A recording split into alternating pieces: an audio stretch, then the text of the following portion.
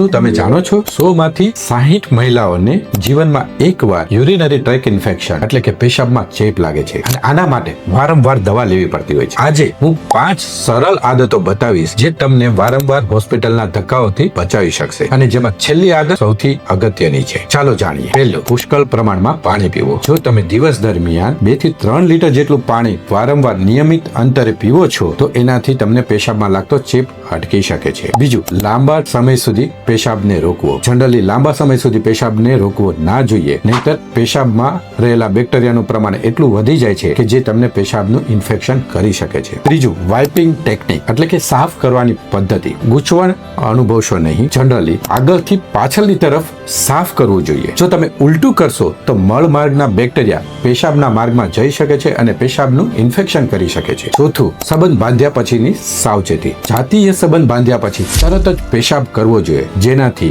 મૂત્ર માર્ગમાં ગયેલા બેક્ટેરિયા તરત જ વોશ આઉટ થઈ જશે. પાંચમું, કપડા અને પ્રોડક્ટ્સ. વધારે પ્રમાણમાં ટાઈટ સિન્થેટિક કપડા યુઝ ના કરવા જોઈએ અને કેમિકલ યુક્ત વજાઇનલ ડુશિંગ નું અવોઇડ કરવું જોઈએ. તમારા શરીરને શ્વાસ લેવા દો. ચેપ લાગ્યા પછી દવા લેવા કરતા આ 5 આદતોથી ચેપ અટકાવવો એ વધારે યોગ્ય છે. સ્વસ્થ રહો, સુરક્ષિત રહો. આ માહિતી તમારા ફેમિલી સર્કલ્સ અને તમારા ફ્રેન્ડ્સ ગ્રુપમાં શેર કરવાનું ભૂલતા નહીં. વધુ હેલ્થ ટિપ્સ માટે પહલ કિડની હોસ્પિટલને ફોલો કરો.